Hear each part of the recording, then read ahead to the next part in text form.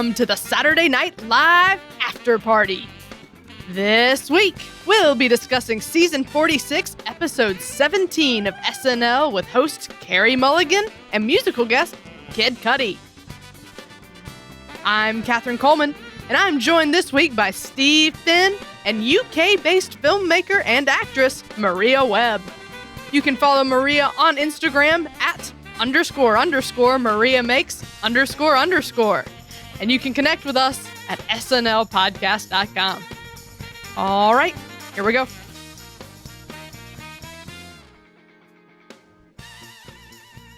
Hello, everyone. We're here ready to review first-time host Carey Mulligan. Let's talk about our guest today first, Maria Webb. Welcome, Maria. How are you? Hello, I'm very well, thank you. We are so excited to have you here and just thrilled. I know you're a big fan of the show and of both SNL and our show, actually. Yes. Yeah, so I know Maria through our Quiet Creator group, which is sort of just like a coaching group for young creatives and entrepreneurs.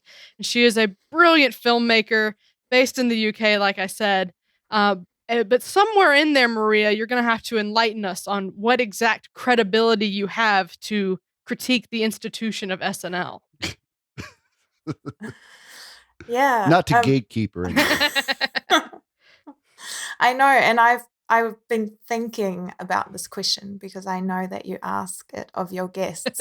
and I've never watched Saturday Night Live as a show. So I've never watched it on TV.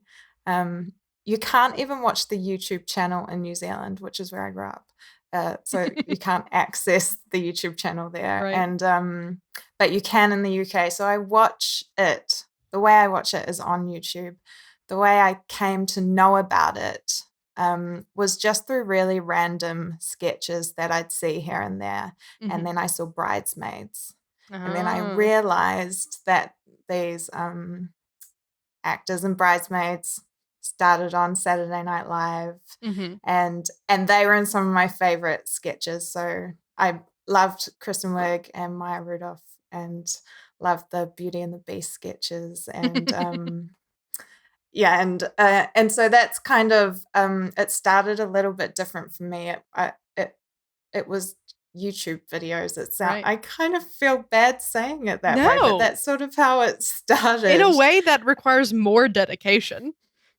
Because in the US, it's like this like cultural thing that people will talk about on Monday morning, right? But in the UK, from what I understand, some people watch it, but for the most part, like you have to really want to watch it to know about SNL. Yeah. It's almost like Stockholm syndrome for us, where we have no choice. It's everywhere we turn. You're making a conscious effort to tune in, and yeah, that's obviously a big fan right there who would do that. You're probably going to have a lot to say about performances, right? Because I think you studied acting, right? And you have kind of an improv background as well. Yeah, it's definitely if I watch anything, then I'm very engaged with the performance side of it, and those are the things that stand out to me. Very good. Well, I think we have some pretty standout performances tonight that I'm sure you'll give us some great insight into. So great timing to have you. Without further ado, let's get into the show. Eye on Minnesota discusses the Derek Chauvin trial. Now, this is pretty topical, a pretty U.S. thing. But Maria, are you familiar with this trial? Probably. Yes. Right. Yes. So you had the cultural basis to get the sketch. That's good to know. What did you think about it? The first thing that came to my head, like after watching it, was the weatherman opinions. So he for me like totally stole that sketch. I loved Chris Redd's performance throughout the whole episode, to be honest, for all of the sketches, but in that particularly, that really stood out. His energy, but also just the fact that he was the weatherman. And being asked such sort of like strong opinions on this. Yeah, I loved that. Chris is great, and he always brings so much energy to everything. I think, and this was reminiscent of he played another weatherman on the midday news sketch last season, which ultimately ended up being about kind of racial stereotypes and breaking those. So I in my head I like to think this is the same weatherman. He's just moved. Um, that's my canon. He's just getting into trouble everywhere. Right. So yeah, so much of this sketch was about ultimately like the experience of Black Americans watching this trial. So obviously I'm not qualified to speak to that, but I loved, as far as the structure of the sketch, I enjoyed that the first part was a lot about Keenan and Ego's experience, and then the second part shifted to Kate and Mikey sort of trying to find a common ground, and then like that third beat ended up being about the weatherman, like she's only 17, and so like I loved how it shifted through those perspectives, and I thought that was really fun. And then at the end, that line that Chris said about she was only 17 makes me feel like this, it almost was written as if it wasn't a cold open, as if they didn't have to then write in the live from New York line. Like it actually had a very good blackout line. And then they filled some time for him to run over and then did live from New York. And I really liked that, because sometimes the cold opens, they just sort of fizzle into a live from New York, but this was felt like very strong all the way through. So yeah, like the ending was organic enough in Mhm. itself that right. if it were not at the beginning of the show, it still felt like an ending without Right. live from New York. Exactly. Yada yada. Yeah. I get you. Yeah. What'd you think, Steve? Well, I was having a laugh with it. You know, SNL always does well with pointing out the difference in the American experience, whether you are speaking from a place of privilege or otherwise. They've always done good work with that kind of subject matter. And I just like stuff in this sketch, like just naming a character uh can get so many jokes out of something that you wouldn't otherwise think. You just got to give your character a name. But with what was his name, Matthew Craig. Jurgensen, like every time they mentioned his name, they'd add another like very white sounding name to it, and like just I didn't having even catch that at all. Scandinavian history. Well, yeah, like they really emphasize it, Mr. Jurgensen, like as if to say, "Hey, white guy." It's the wink is implied there. But yeah, that was probably my favorite part. All right, well, let's talk about the monologue. Carey Mulligan announces that she is sometimes Michelle Williams and gets a little advice from her husband, Marcus Mumford, who I had no idea was English. I thought Mumford and Sons was an American band. Yeah, me too. Anyway, it's not about Marcus, it's about Carey. And I know, Maria, you mentioned you're a big fan of Carey. So how do you think she did with the monologue? Yeah, I am. I think she's such a great performer. I wasn't a huge fan of her monologue, actually. Mainly because I never really felt like it got into a flow. Mm-hmm. It felt like should kind of do a bit, pause, and then move on to like a completely different subject. With the children, taking her children to bed, and and I liked each bit, but I love a monologue that just has a flow and energy with the audience and isn't so much about the performance side or about the delivery even. I don't mind if it's a bit messy. It doesn't have to be clean cut. Right. And I didn't quite get that as much from her. Yeah. I don't know how much of that is her fault versus the writer's fault. Yeah, I know. I'm always asking myself this as well. Like, I don't want to try and imagine another person doing that monologue. But right. Because yeah, I didn't think about that before, but now that you mention it, yeah, it wasn't particularly like brilliantly weaved narrative monologue with jokes in it. It was very specifically like several bits.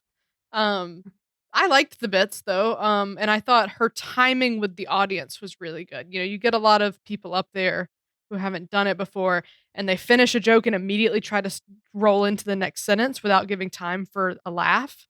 But she felt to very naturally have a little pause and then like knew when to come back into it.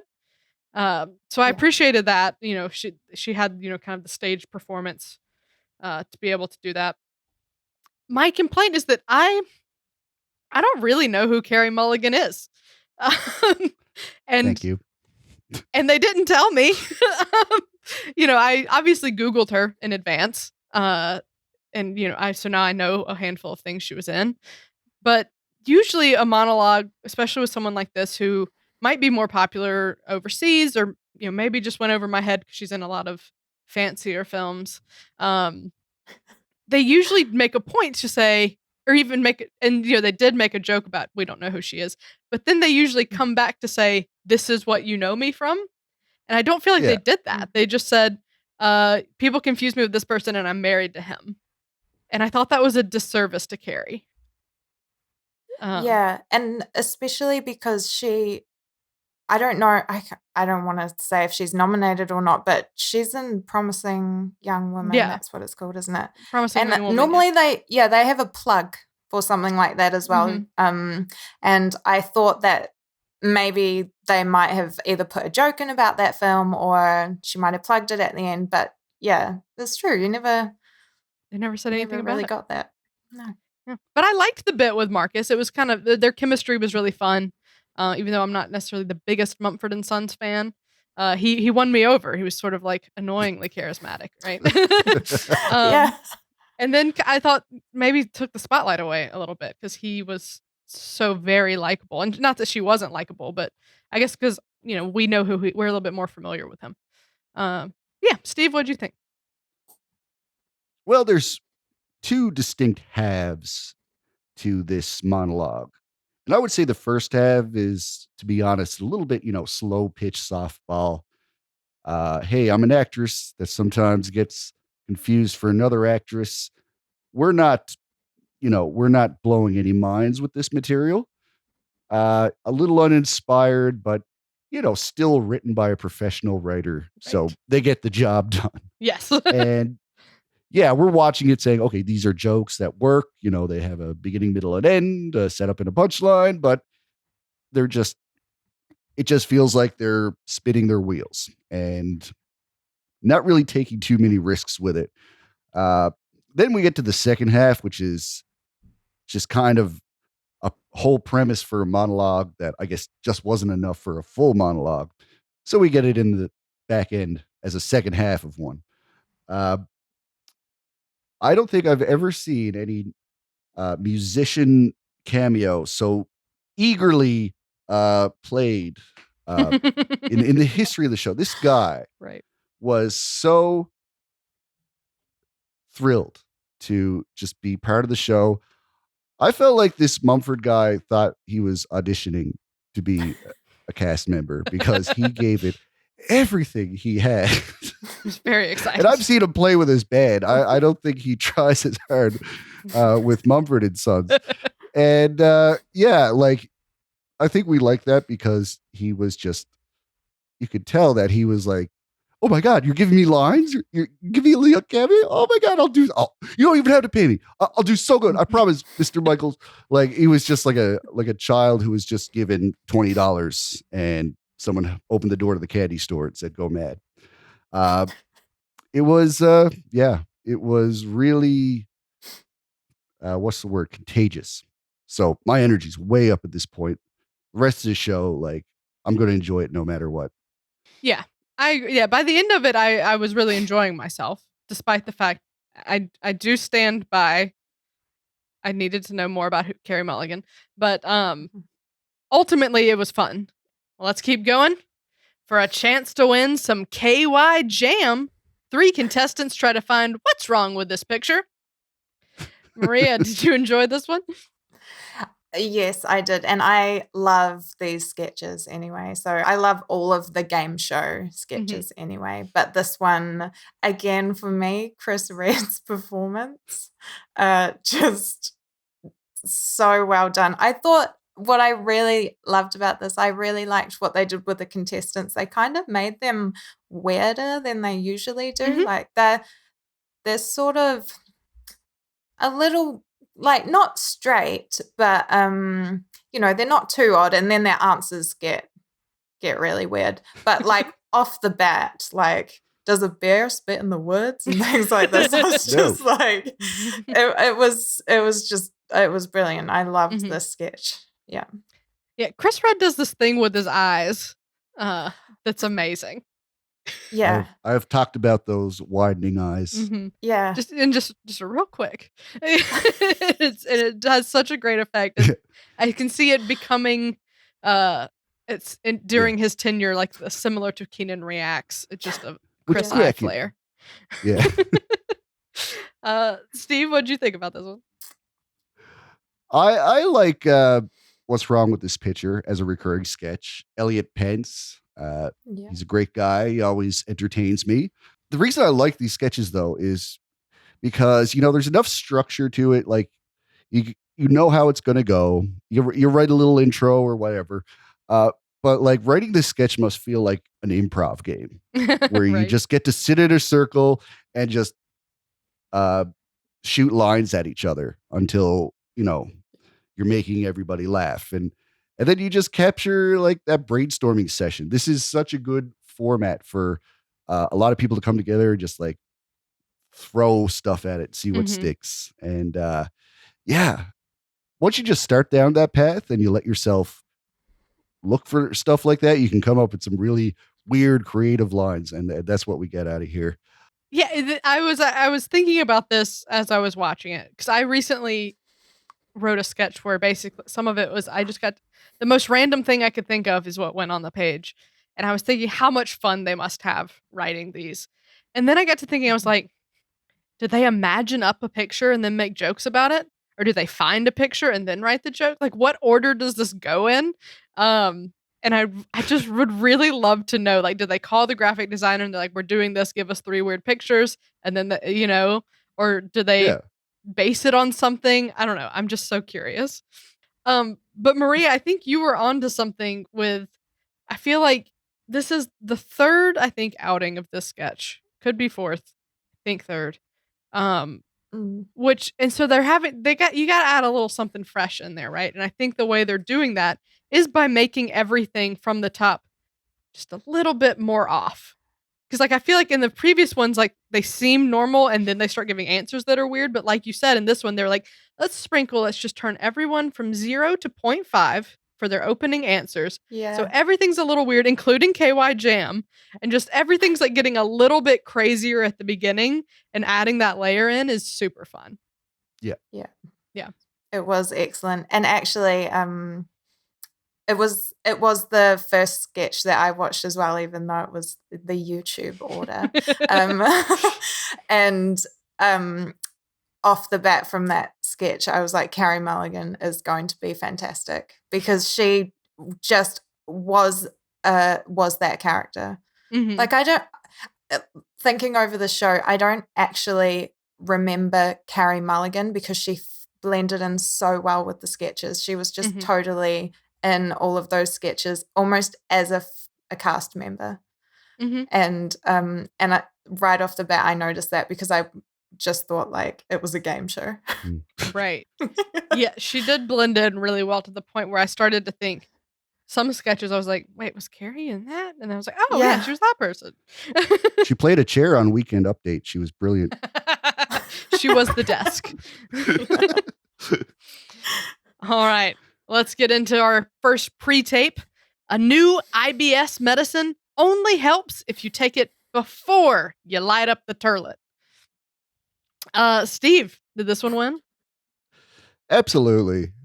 It's just so cringeworthy and really hard not to kind of empathize with our hero in this sketch. Who's the hero though? Is it Carey or is it Keenan? That's what makes it such a brilliant sketch, because we could argue about who the real hero is. But yeah, I mean, I love having Carey on the show because, imagine pitching this sketch to like Donald Trump or Paris Hilton or other people they've had on the show that probably are too proud to be associated with something like that, let alone play a character. who has just sprayed a bathroom, basically. So, she agreed to that. She went out and shot that sketch and was gung-ho enough to laugh at herself a little bit and not be too tied up with how she'd be perceived after the show and all that. I just love that she kind of, had a self-deprecating moment. Mhm. Yeah. Maria, what'd you think? Yeah, the first time I watched it, I thought I'd missed the joke. To be honest. Like, I thought there's no way that could. I actually thought they were going to go in the bathroom and something else would have happened in there, and I think I was just a bit. Yeah, I didn't. To be honest, the first time I watched it, I didn't like it. I just thought. Just because I know some people with IBS and it's just horrible for them, and I just couldn't laugh. But then the second time I watched it and I saw Adie Bryant's reaction when she opened the door, and I was just rewinding it and just watching her jump back. I was like, that was, oh my gosh.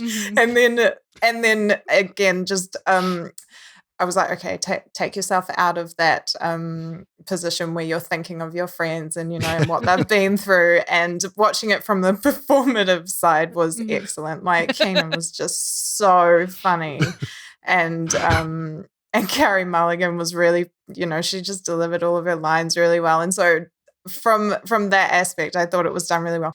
If it makes you feel any better, obviously my mother can't speak for everyone with IBS, but she did really enjoy it, so she didn't take any offense. Yeah, that just made me feel better, actually. I think sometimes you just gotta laugh about it, and a little bit of turlet humor is okay with me. I really, really loved it. I mean, Adie and Keenan, my God. I mean, just sold the hell out of it.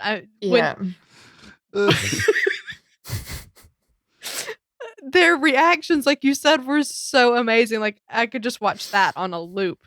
And then what's great about this is it starts and you immediately can tell by the tone of Heidi's voice, like, oh, it's a drug commercial parody. And she goes to the bathroom and you're like, okay, what's it gonna be? Is it gonna be she's gonna take this pill, but it's gonna make it worse? And if you watch a lot of sketch, especially, you start to kind of know the likely things it's gonna take. But this surprised me. So, we go back and I see Keenan just walk across the background and I'm like, what's this?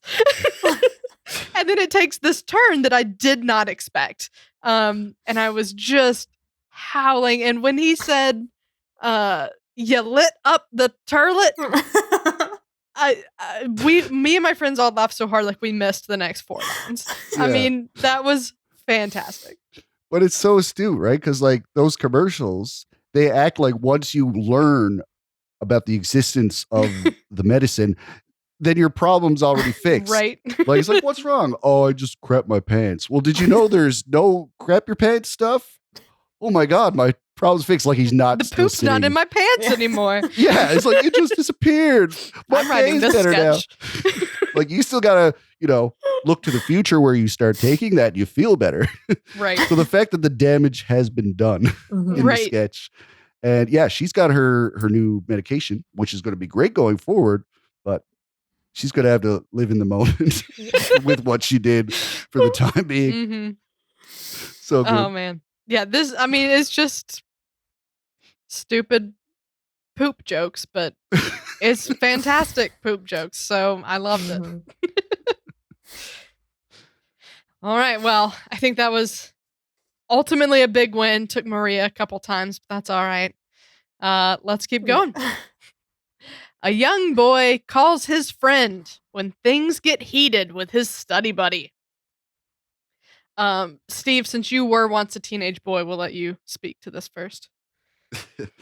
I loved being a teenage boy so much, I went and got braces again. Second time braces owner, and it was great to see some representation from Adie, who, along with Kate, both played scarily accurate teenage boys, especially one that's maybe a bit more sheltered, maybe into the book learning, not so much the footballing. They really captured the high school nerd, Mhm. but not in a way that makes fun of them, but like They're it's definitely endearing. comes from a place who understands these people and like uh yeah, just the whole navigating that other gender, like the whole courting women at that age, all that awkwardness and and everything that I remember anyway from that point in my life, that was all there.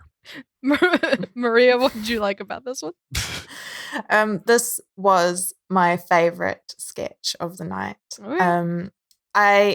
Kate McKinnon and Aidy Bryant, when they're together, are my favorite duo on the show. I just think they play off each other so well. Mhm. The way Kate McKinnon moved as a teenage boy was Mhm. amazing. It kind of brought back the My Calvin sketch that The she did. Justin Bieber. Yeah. My pee-pee's in there. The way that she was sitting, that she sat down, slouched down into the couch. It was just it was so perfectly done. It was making me think of the young boys from Stranger Things. It was kind of bringing back that kind of era for me. But I also just loved as well how everything was working. Right. Where it usually wouldn't. The line about the jellyfish, which, by the way, is a great kind of pickup line. One species of jellyfish is immortal. Yeah, I need to know That more. is awesome. Wow. Exactly. Which species? Have you seen it? This type of thing. Tell me more. Thanks for telling me that. Yeah.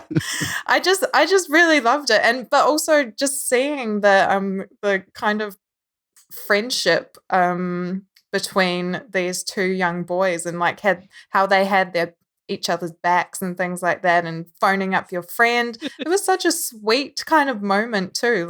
It felt like such a wholesome sketch.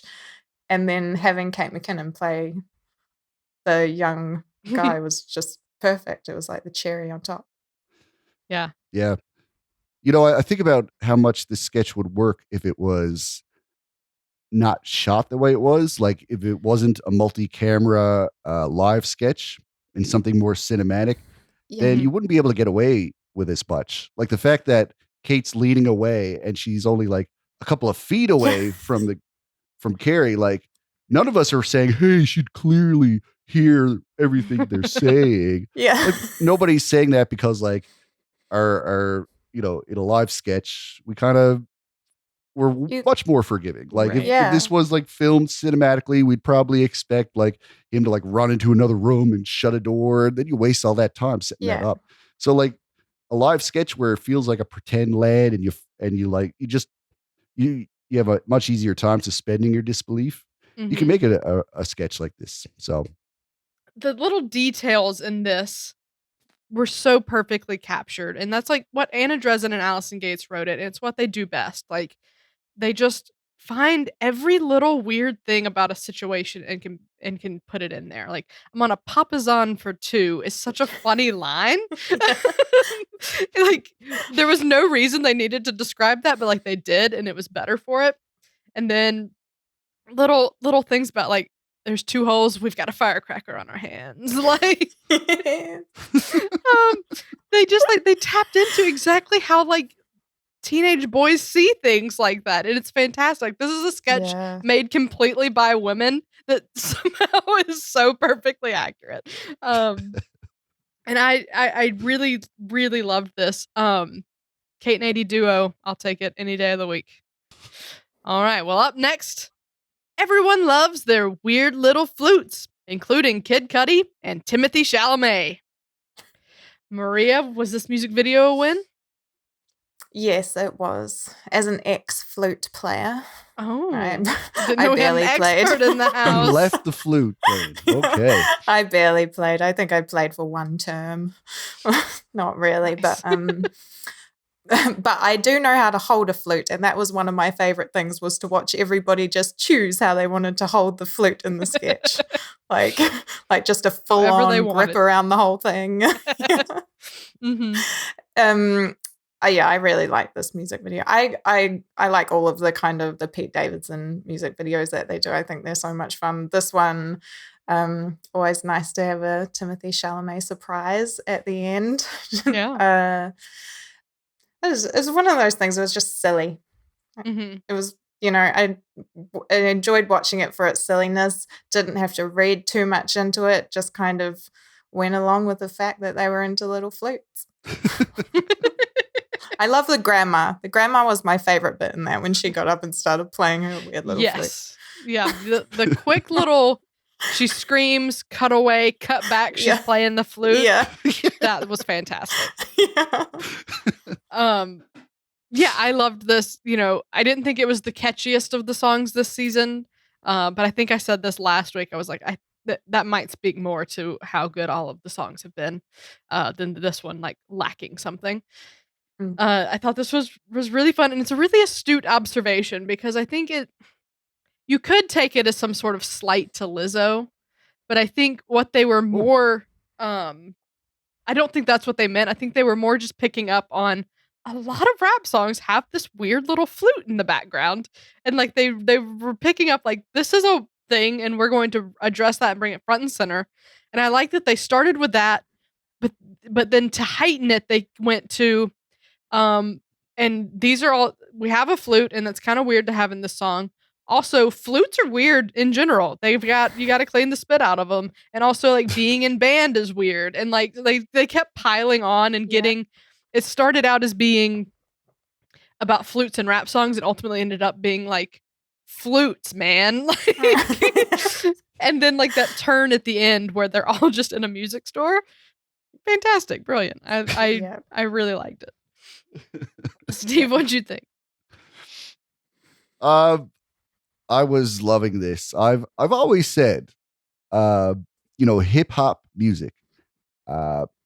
There's something that every other genre can lend to rap and hip hop music, making those beats. Yeah, you can borrow from jazz, blues, funk, folk, metal. It doesn't matter, as long as you keep it under 2 bars and loop it. Right. So yeah, you take like some huge 20-minute flute solo, and you just chop 4 seconds from it and then play that over and over again. Boom, you got a hip hop beat. So I thought this was just a really, really, really funny way of making fun of the repetitive nature of sampling in music. And I thought it was very appropriate for the subject matter. Yeah. Well, let's talk about our musical performances from Kid Cudi. He performed Tequila Shots and Sad People, and some interesting outfits that ultimately I discovered today were paying homage to Kurt Cobain. Yes. So I did not realize that last night. We were just we were curious if the dress was off the rack or tailored to him, because it was lovely, and we were intrigued. But yeah, apparently it was a Kurt Cobain thing. So that was interesting. That has turned into sort of the talk of the town. But let's talk about his actual performances. Maria, what'd you think? This was the first time I'd ever heard his music, and ever therefore seen a live performance of any kind of his, and I thought he was amazing. Like, I found out as well that I watched them out of order. So I watched Sad People first, and so for me, I was like, oh, like, this costume choice. What's behind this costume choice? And then when I watched the what was the other song? Tequila Shots. Yeah, so that I was like, he's wearing Kurt Cobain's cardigan.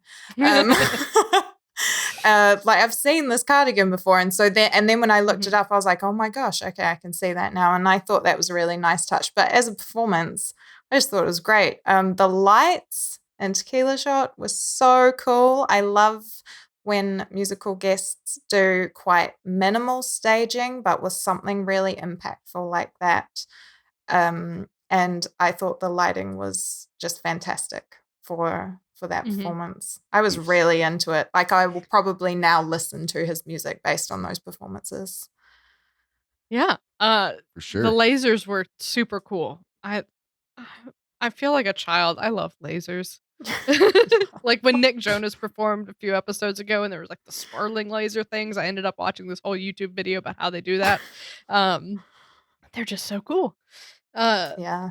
but yeah, so the set design here was really cool. The outfits choices were ultimately interesting and and then I learned about, he did that because he has this a big thing about like suicide prevention and awareness. And then like he had Chris Farley on his t-shirt. So like lots of interesting things there. Seems like a super nice, cool guy. Um, I liked the songs. I didn't love them. But I enjoyed both performances. I enjoyed his appearance in the flute rap. And his drummer is really good. Got some nice little fills in there that I stood out to me. Steve, how'd you feel about it? I thought it was pretty good. I've been a fan of Kid Cudi for a while. It's no great departure from what he's known to do. So Kid Cudi fans will be getting more great Kid Cudi music. There's something I always think about when I see producer type musicians like Kid Cudi on stage, because like his music, like he puts a lot of work into producing that music. Like that's him making that music. Once you get to on stage, he has musicians playing it, and he's just running around going yo yo yo, sing a song. But like all of that, all of that music you hear, he had a hand in crafting that. And once you get to the actual performance of it, and you just see him there holding a microphone, it might get lost on some that Right. all that music you're listening to. That's all from his brain as well. This was a great performance. I also like that drummer, Yeah. Catherine. So yeah, he was pretty tight. But Yeah. All right. Well, it's time for weekend update. For their lead-in, Jost and Che discuss Matt Gaetz, Georgia, and weird text messages from the CDC. Maria, are you a big weekend update fan? And how'd you feel about this one? Yeah, it's I only when I realized I could watch all of SNL on their channel on YouTube, like maybe 2 years ago, I started watching Weekend Update as well. And also I started watching the news in general. um, Right. so I could then understand Weekend Update a little more. Nice And effect yeah, they have there. yeah. I did enjoy this one. There wasn't kind of anything stand out for me. To be honest, I don't know a lot about Matt Gaetz. I've actually learnt most things about him through Weekend Update, so that's that's sort of what I mainly know about him. I Lucky thought you. that I really liked Michael Che's joke with Will I Am. Mhm. A nice little kind of ending there. Yeah. Yeah, the "Will I Was" joke I thought was the standout of the set. I thought Che was a little stronger this week than Colin. Not that Yeah. it's, necessarily a competition, but a couple weeks in a row, Colin's been really on fire. And this week I felt like, it was Che's show. Yeah. He took Colin's joke format with the Mitch McConnell scene here, yeah, blah I blah noticed blah that. thing, which was nice. I thought the will I was joke was good, and then the Starbucks and Dunkin' joke was delivered so flawlessly. Because the way he started to say the punchline made me very much think the punchline was going to be different, and then you know he hit me with that surprise. So yeah, I thought the Che had some strong stuff that was delivered exceptionally well. Steve, how'd you feel? Uh this was fun stuff. The Che's delivery of uh the Dunkin' Donuts bit. I hate to reiterate everything you said, but you hit all the best parts. The, Mhm. just the idea of refraining from doing something so stupid that you're going to look better by Right. not doing it. That's a great joke, and uh, no sign of it, no indication that's the punchline until you hear the punchline. Right. And that's just when you laugh the hardest, right? When it's completely out of left field. So I felt like, opening salvo had a lot of this. Yeah. All right. Well, we got 3 features, the first of which Barack Obama and Bruce Springsteen try to prove their chemistry and their riffing skills. And before we discuss it, have either of you listened to the Renegades podcast? No. Nope. Maria? I listened to I'm gonna say no. Okay. Fair enough. My husband listened to it, and I kind of listened in on most of 3 or 4 episodes. So I guess I will be the resident expert on Renegades. But Maria, how'd you feel about the weekend update piece? Yeah, for impressions, excellent. Just and again, Chris Red, his performance, he was just in the top for me this this whole week. I wonder if I'd listened to the podcast, would I be more engaged with what they were doing? Maybe a few things went over my head because I don't know about their relationship. Well, you know what I think? I think Maria and I are kind of at an advantage having not heard it. It seems like the idea from this sketch is just how much of a mismatch that sounds like on paper. I'm sure there was a reason they went ahead and made this podcast. They must have some chemistry that you wouldn't expect. And I bet it's great. It's just something you wouldn't think. Another thing, here's what Chris Red has overcome. And I think he does, but it is something that he has to deal with. It's whenever he does something that Jay Farrow used to do. And it happened when he did Kanye as well. You know, anything that Jay Farrow used to do, I can't help but compare and kind of put it up against what Jay used to do, which isn't necessarily fair. I mean, anyone doing an impression that someone else has done before, you're going to compare it. Not fair to Chris, but it's big shoes to fill, when you have a previous cast member already playing such big figures. Right. But anyway, that's besides the point. I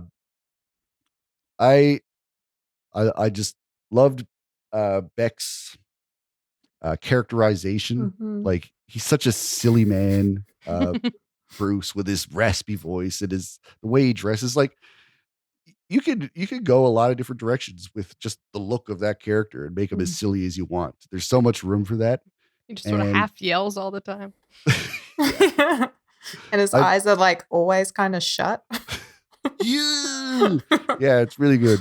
Yeah, I think y'all touched on what one was mainly Chris's impression. I thought Beck's was a little bit more in and out, but there were a few moments where I was like, "Oh, that was Springsteen." The thing, what I think this was a good observation because if you listen to the podcast, I mean, you're right, Steve. A lot of it is on paper. This is crazy. Prove to us what you have in common. But what's interesting, like a fun layer, is when you listen to the podcast. I enjoyed it, but you do get a little bit of the sense that they're pretty proud of themselves. They're pleased. They think they have something real cool going on, and they're not wrong. But so I think this was playing a little bit to that of no, we know what we're doing. We're podcast pros now, and we can riff just like you, Michael Che. That, just that air of confidence that they really came into it with on the podcast and weekend update. I thought that was a nice thing to pick up on and a good angle to run it, satirizing that. Let's keep going. Punky makes her update debut with Pineapple Penelope Peters. Steve, was this a win? I thought this was a great performance. I feel like every comedian's got a stripper character. It's all about, what nuances of that lifestyle they tune into.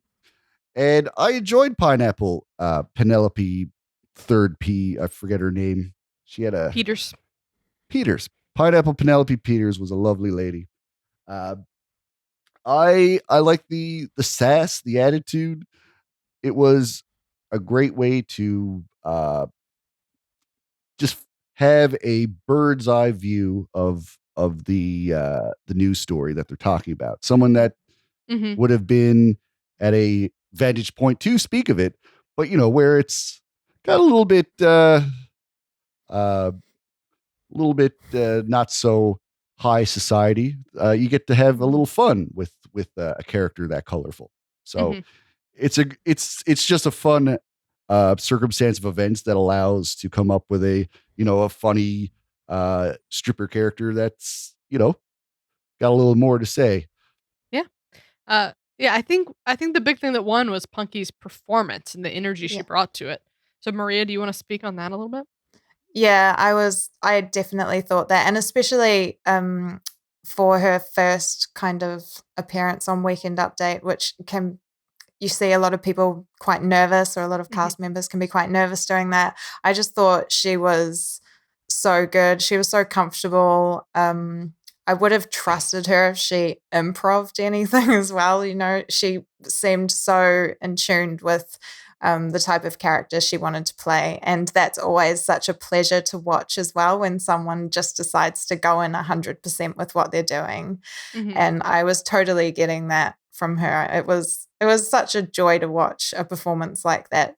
Yeah, I love a breakout moment from a cast member. That first update appearance is such a huge deal, and I thought she did a great job.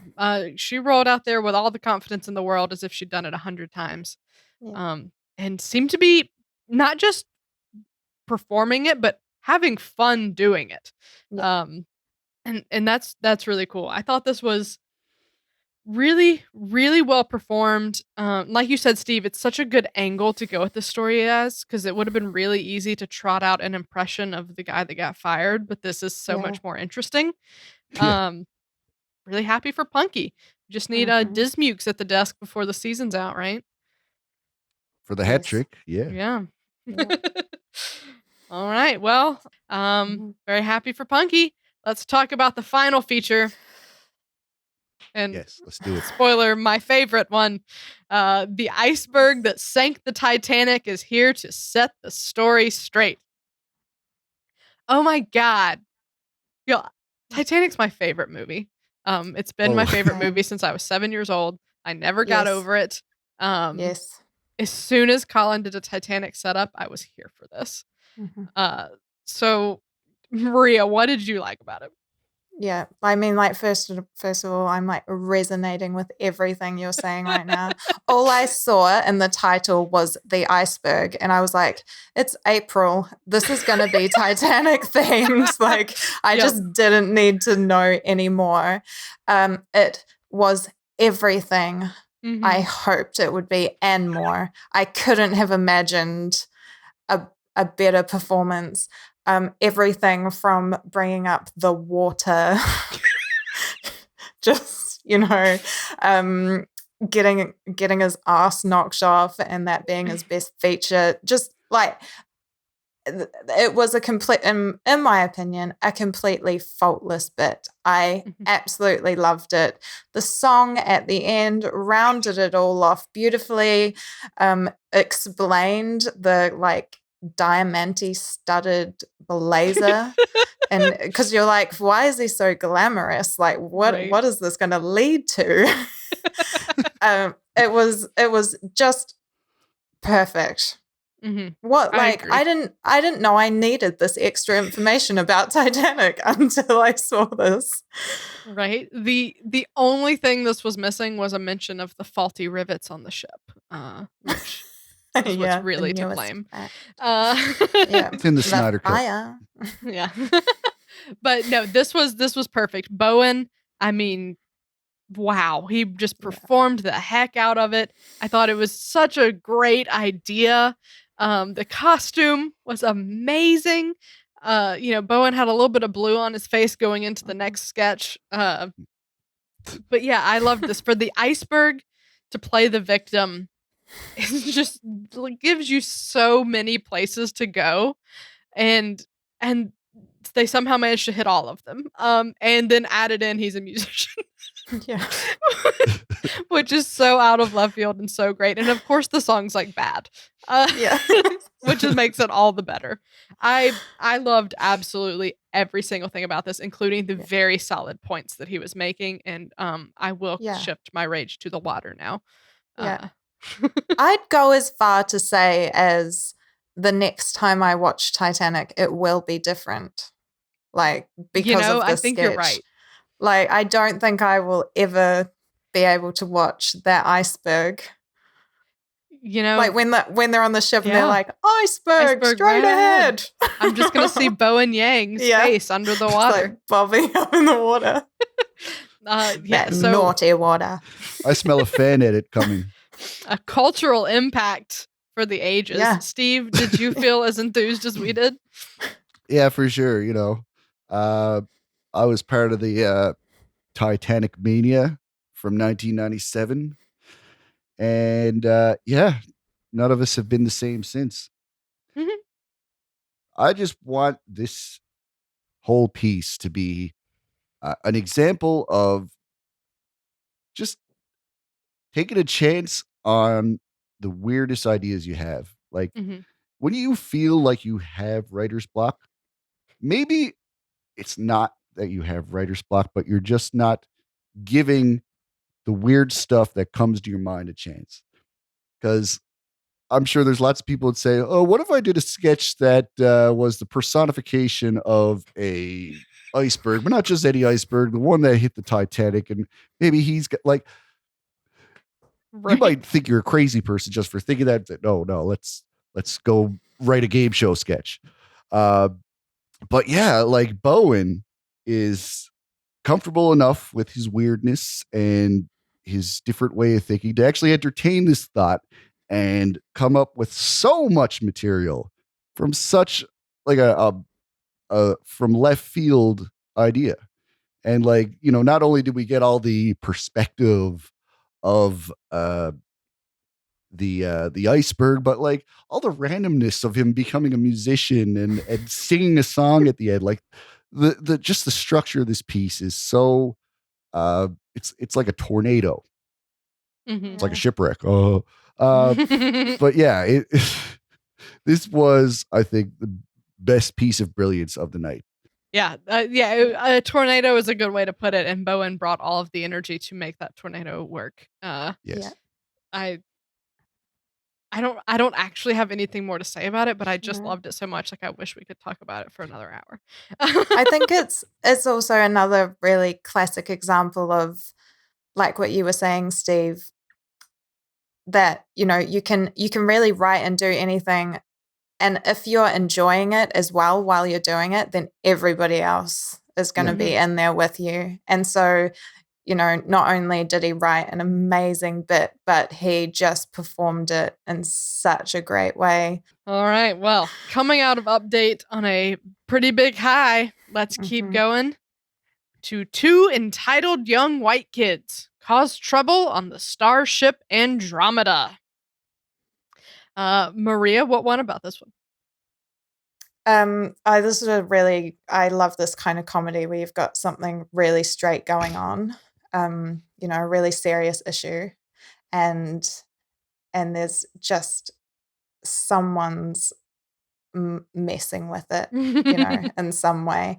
And what I loved about this was Kate McKinnon was, she was so convincing as just this really, like, coming from an acting point of view, it was really fantastic acting. I felt that because her performance was so great, it just made what the kids were doing even more ridiculous. It's so rare to have Kate playing the serious voice of reason character, and reminding us that she can do it quite well. Yeah. The thing that stood out here for me was I had fun with the sketch. I thought Mikey had a really good performance as well. Yeah. It heightened well. It had a nice format to it. But with the set design, SNL has great set design, as we know. And they had all these panels with all these lights and buttons and knobs and gears, and it was fantastic. But there's this little thing that for some reason really cracked me up because it seemed as though they built all these panels and then they're like, let's also get a 12-pack of plasma balls from Amazon and then glued them to the desks that they made. Those are those little electric-y things when you put your hand on it, all the purple lines go to your hand. I don't know why that was what I keyed into and made me giggle, but worth mentioning that the set design was really good, and I also liked the plasma balls. So Steve, how'd you feel about it? I thought it was great because, like we've all heard of, these younger college age graduates, maybe nepotistically hired, finding themselves in the real world a little bit too quickly for, how much they've matured. And I love this because it was your first taste of the real world. But in this case, the real world is a sci-fi backdrop setting. Right. So now the real world is not the world that we live in. This is a much bigger world. This is a whole this world is a much bigger scope than what we have here on Earth. And yet they still think it revolves around them. That's what's so funny about this. Like it's a great way of magnifying, you could do this in an office and say, oh, this is your first time getting a big assignment. Yeah, it's true, but where's the humor in that? It's just real life. And this is a great way to just exaggerate something we can relate to by putting it in space, basically. Let's keep going. A trailer for our annual lesbian period drama. We get one a year. You gotta like it. Maria, did this one win? Yeah, for like you said it in your intro there, the narration for me kind of won it over. I thought it was very well narrated. Also looked like a beautifully shot film. I was able to see the whole length. I feel like I'd really capture that sort of English gloomy seaside. But yeah, I did. I thought it was good. I really liked the minimalist performances from Carey Mulligan, Heidi Gardner, and then again Kate McKinnon's sort of input into there added something that there was part of me that thought like, did it need it, didn't it? But I'm glad it was there, especially just for her commentary in the last scene. I think her last line about the headboard got me. Right. Yeah. Like she was almost like an addition to the voiceover narration going on as well. Right. It was good. I loved Kate being there mainly so they could have the line about how the multi-layered line that everyone is played by straight women, and then they put 2 straight women as the lead in the sketch, except for the one lesbian, and then they put Kate in there as the actual lesbian. So like they made a crack on how the movies cast it and then casted it the exact same way themselves, which I thought was a nice detail. Yeah. And then beyond that, some great observations they were leaning into here. There's only 12 lines of dialogue. They're gonna draw each other. The wind, like they just like some great things. They're picking up on these tropes that's in every one of these movies.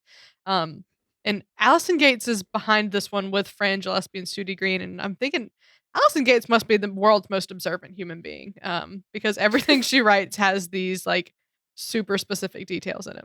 Yeah. Washing carrots. She knows what makes it tick. She sees the gears. Yeah. It's pretty impressive. Steve, what'd you think of this one? I'll take the flack. I welcome a little fun poking at these types of films. It's not that I'm not an ally of the LGBTQ communities or what have you.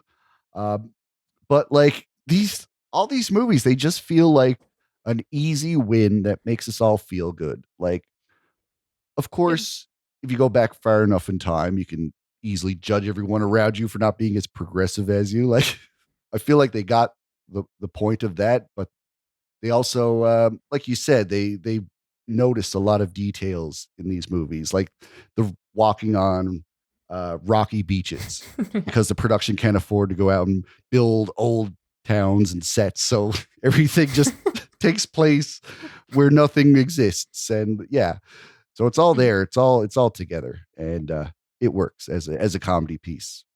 Yep. And a great piece for Carey Mulligan as well, who does so many period dramas. Mm-hmm. Yes. You know, They let her have her accent back for a minute. yeah. We went through almost the whole night just hearing her natural voice in the monologue only. So it's nice to get her in her British accent. Yeah. Yeah. And then also I give Heidi an Oscar for this trailer performance alone. Yeah. I'm your female companion. Yeah. Heidi was phenomenal in this one. All right, well, let's get into our next sketch. A third outing of The War in Words follows the letters of Bertie and Mary. Maria, are you a fan of these, and did you like this one? I am, yes. I did like this one. I did feel like the kind of absurdity arc maybe got up too quick. So when the cocaine was introduced, it kind of stayed at that level for me a bit, especially with Mikey's responses.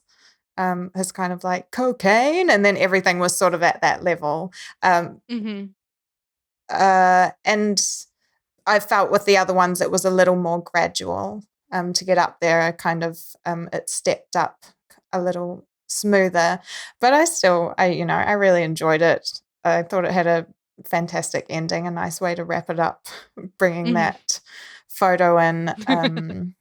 I really love hearing what their stories are going to be like. What is that wife up to? Yeah, and they keep finding ways to surprise us because this is the third outing, and you the format well, and that first joke is probably going to be she's going to give a one-word response. Yep. But then from there, I mean, they surprised me. They took different turns with it than they have in the past.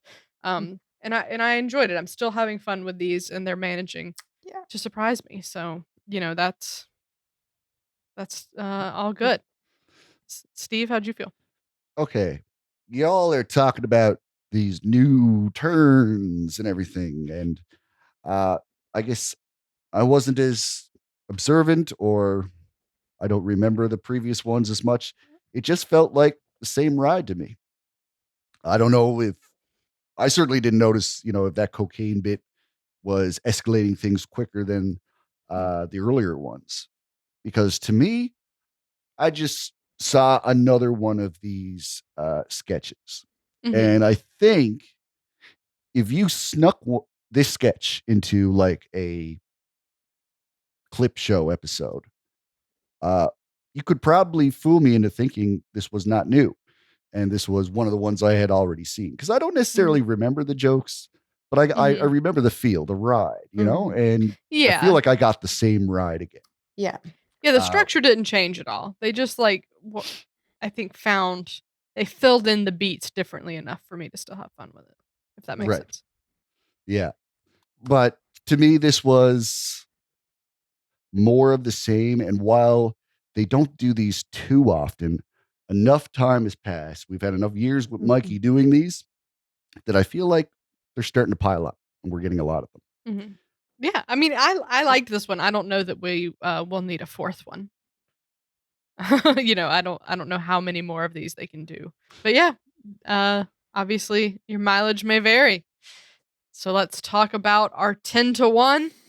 Two saleswomen try to sell legs pantyhose to some very cool teens. This one had a lot going on. So, Steve, what'd you think about it? I found it very funny. I just love that they take their time explaining the presence of these horribly dated, clearly not teenage women. Just their presence remains a mystery for such a big chunk of this sketch that it almost became fun to wonder why this interaction is even happening. And then they finally reveal that they're hosiery saleswomen, and geez, there's so many questions that arise as to why this is a business model and, why they're choosing to market this way. But it's beautiful because, they dressed them so 80s and made them so out of place. Even if they were surrounded by other adults, they would not seem any more blended in. So yeah, this sketch was just crafted in such a way that you were uncomfortable almost immediately, and that didn't really change. So a lot of uncomfortable laughing, and maybe some questions as to why style was what it was only several years ago. Yeah, I've never understood pantyhose in any way, shape, or form. Well, that used to be the look. That's why women started shaving their legs, because it was a luxury to be able to afford pantyhose. So they used to shave them so your legs looked like you were wearing pantyhose. If you were hairless, they even used to draw a seam down the back of their calf to make it look like it was fabric. Huh. What? I had no idea. A little history on pantyhose. Very interesting. Thank you for the lesson, Steve. Yep. And now back to the SNL Afterparty podcast. With that new information, Maria, how did you feel about the sketch? Yeah, I mean the two saleswoman characters I thought were great. Then they were taking me back to the SNL that I started watching, very sort of Kristen Wiig, and with the hair, and can only sort of describe them as being like Karens, or like call the manager types, who this idea of hosiery, even just the word hosiery and rhyming it with things, rhyming it with rosary, which is impressive in and of itself. Yeah, I know. Like, what a way to make an entrance with some young people, right? Like with some seriously good rhyming skills. I just thought age appropriateness aside, they should be welcome into the rap group. Yeah. Yes. I thought it was so much fun again, because it was one of those things where, if someone's trying to sell you something, you really don't want to hear anything about it, and you dismiss them. And it was so great to see not only that they're selling pantyhose that you really want nothing to do with, but that these kids were like, yeah, why not? Let's get on board. And I love the comment of, was it something like leaving enough to the imagination or something? Yes. I like that they leave a little to the imagination. Yeah, just those kinds of things. I just thought they were so great. I'll say that the first time I watched this, I was not feeling it. I was like, what is happening? The second time I rather enjoyed it. So I will say, I think part of my struggle the first time was there's a lot of layers here. Like there's no real reason why these kids need to be rapping. There's no reason why it has to be like an after school. There's a lot of things going on when the actual joke of the sketch is basically, hey, wouldn't it be funny if people tried to sell pantyhose to children now that have maybe never even seen them? And then put a lot of stuff up front to get to that. But given how long it takes, it feels like they decided halfway through that it was going to be that premise. Right. Like I thought the sketch was going to be about these kind of kids that can rap sort of well, but are total nerds. I thought that's what it was going to be. And then it was about pantyhose. But then on the second watch, that became really funny, especially how the ladies were rhyming hosiery. So I don't know. It's like half of a critique, but half of I don't know. It ended up working. And yeah, so and then I thought it was really fun and clever at the end for the kids to ultimately be on board with it. I thought that was a really lovely way to wrap it up. And that is the end of our rundown. So we have to get into our overall thoughts. Up first is moment of the night. Maria, what is your moment? It's the iceberg, hands down. Him coming out, like the reveal of the iceberg. Yeah, just that whole moment. It could, in fact, just be his line saying "the water," which is just stuck with me. But yeah, that's a good one. Yeah, that's a good one. I'm going to go with Keenan's line in the IBS commercial. You just lit up the toilet. You just lit the whole damn thing up. Oh man, the phrase lit up the toilet is funny, and then combined with saying it turlet is icing on the cake. So that's definitely my moment. Steve? There's been so many moments, when it comes to, moments that are good for picking at this part of the podcast. This episode is chock full of them. So it's a really hard choice. I would say I'd have to give it to the grandmother picking up the flute, going immediately from one reaction to another completely unrelated action like that was so unexpected. And it was a great moment that was just created by editing and a strange juxtaposition of performance. It was a very, very surreal moment, and it sticks with you. So I think that's what constitutes a good moment. I think that's a good one to go with. Fair enough. Up next is best sketch. I think I know what Maria's is, but go ahead and tell us. Well, I actually, when I was thinking, I didn't know that the iceberg counted as a sketch. So obviously the iceberg is 100% was my favorite part of the show, but I had my favorite sketch down as Study Buddy because I also just love those two teenage boys. Fair enough. Both were, I think, some very strong points of the show.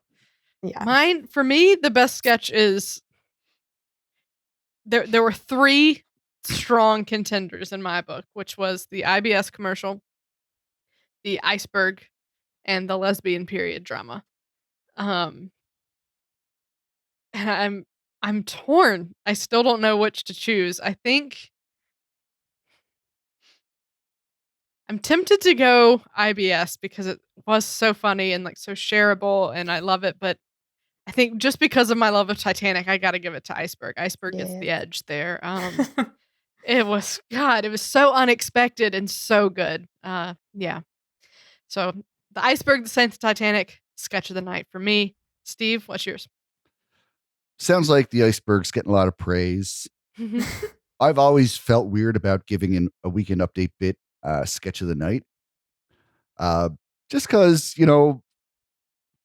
it's not fully a sketch. Like there's not as many fully, but like, sure, it's a written piece, there's dialogue, but like, the set design doesn't have to do much. It's not a full sketch. You can't judge it on as many parameters.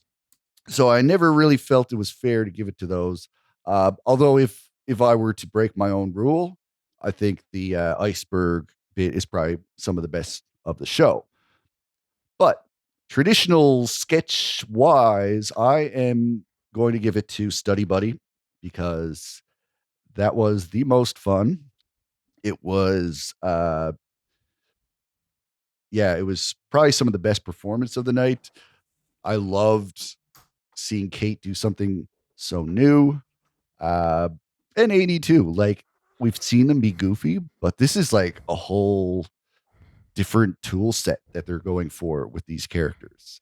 And just the delivery, the choice of words, just that kind of military, that jokey military kind of behavior that young boys do, like, yes, sir, hello, third, and all that fake properness, that's, just for being such a real sketch, I think this deserves it. Fair enough. Let's talk about our MVP. Maria, who is it? Mine is Chris Redd. Yeah, it was like he didn't have major parts in anything, but the small bits he had just stood out for me so much. I just loved it. Yeah, definitely him. I agree. Chris Redd stole the scene in every single thing he was in, and debuted a really good Obama impression. Yeah. He brings such a great energy to everything. And I just love seeing him every time he's on screen. And tonight he was in a decent bit of stuff, and I felt just, like I said, stole the scene. Yeah. Steve, who's yours? Timothy Chalamet for sure. The weight of this episode was carried on his shoulders. But my honest choice would be 80 Bryant. I thought she deserved it. In the 10-1, she was amazing. In Study Buddies, she was amazing. She was all over this episode, and everything that I saw her in that she was in, she was amazing. Yeah. Fair enough. But she did definitely have some really strong roles and carried a lot of sketches. Yeah. She did. Let's talk about the big one. On a scale of classic, great, decent, weak, or train wreck, Maria, how would you rate this episode? I've rated this great. It was and that is also based on just consistency, like on a scale of things. There wasn't anything that was noticeably worse or better apart from the iceberg. That was just like incredible. But it was so much fun to watch, and I also feel like I've watched quite a few of the sketches like 2 or 3 times now, and I can see myself going back and watching them. The hosiery little leg move is gonna stick with me, so there's some like iconic bits there, and I'm so happy that I got to talk about this one as well, because I just felt like so many of the sketches were like there for me to talk about. Yeah Coming out of last night, I was thinking decent. But on the rewatch, I was feeling much better about it. I think the first half of the show especially was really, really strong. And I think ultimately I had a hard time picking my best sketch. I thought there were 3 really standout breakout sketches here. And I think it's hard to argue when you feel that way for it to not be a great.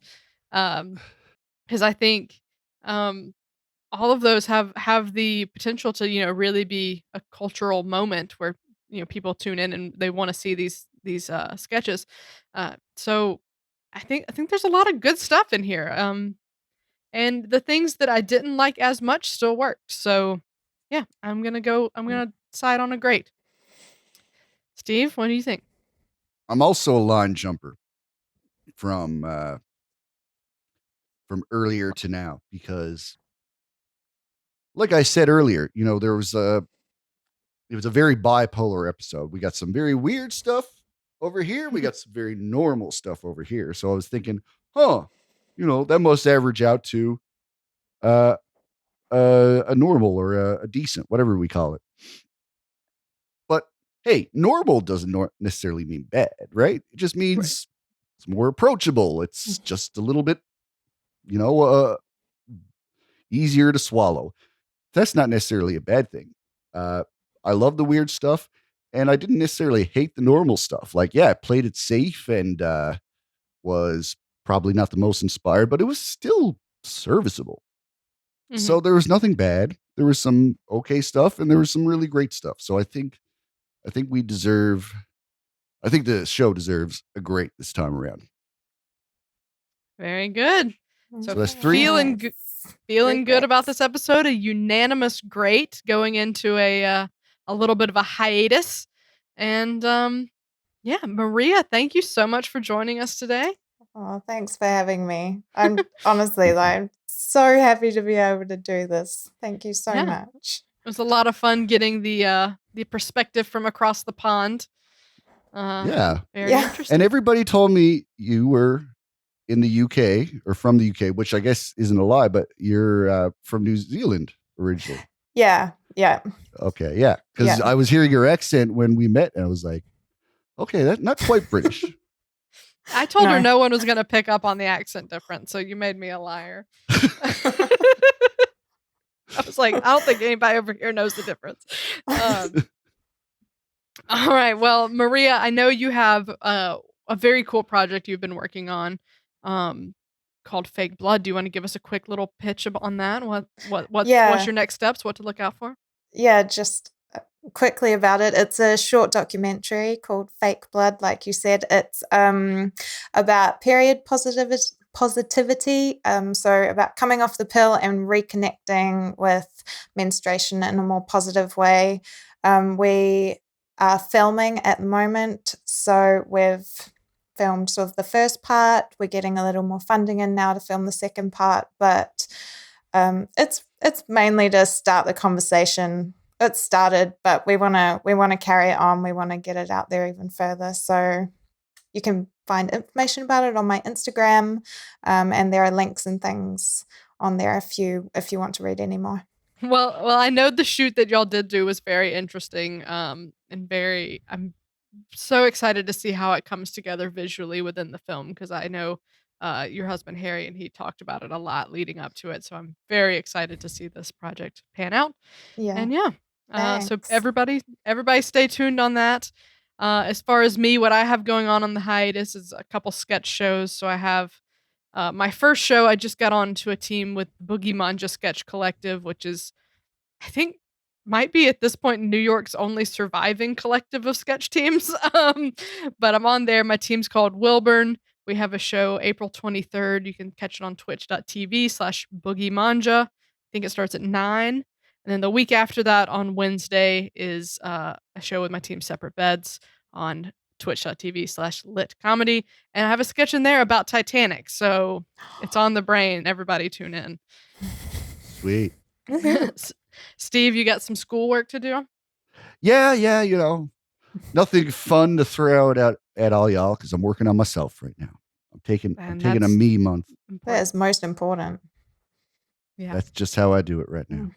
We're gonna come out of this with the best Steve. Or a Steve, Right. You'll get something. All right, well, that's a wrap.